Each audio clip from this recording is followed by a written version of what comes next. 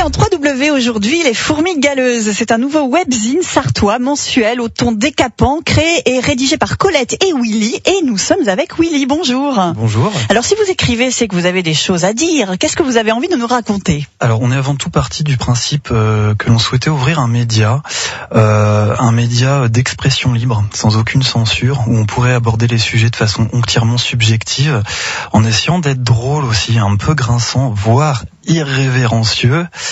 On essaie déjà aussi pour se faire plaisir et pour faire plaisir, et effectivement on se rend compte qu'on fait plaisir.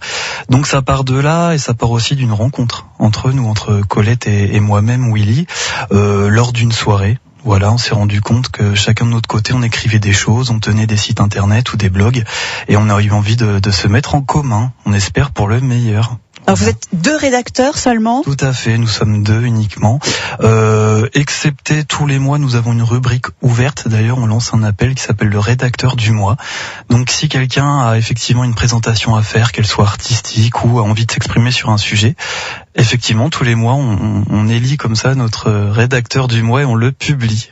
Alors, on parle de quoi chez vous? On parle d'actualité, on parle du Mans de la Sarthe, pas seulement. On peut parler vraiment de tout ce qu'on a envie d'aborder. On peut parler de tout, effectivement.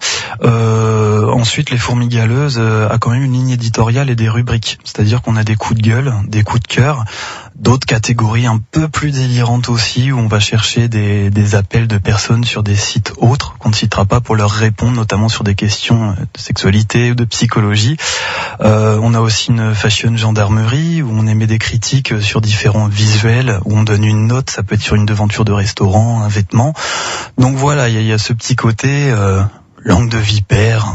Vous faites aussi des portraits de vous-même, hein. Donc si on veut en savoir plus sur Willy et Colette, qui sont des pseudos, oui. on va pouvoir vous découvrir un petit peu. Il y a ce côté mystérieux, vous vous cachez un petit peu derrière vos personnages, mais ce qui est très bien d'ailleurs. Hein. On se cache pour éviter de se censurer nous-mêmes, notamment du fait que sur la place du Mans, on a des métiers publics et au contact du public, et on voudrait pas que ça nous amène à un moment donné à devoir nous couper ou nous priver de dire des choses. Oui.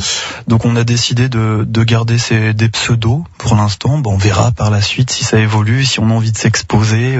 Selon le succès aussi du webzine, il y a un moment, il y a l'ego qui peut reprendre le dessus, on a envie de se montrer, c'est toujours pareil. Mais pour l'instant, ça nous fait rire, voilà, de garder ces rôles-là, de tourner autour de cette idée.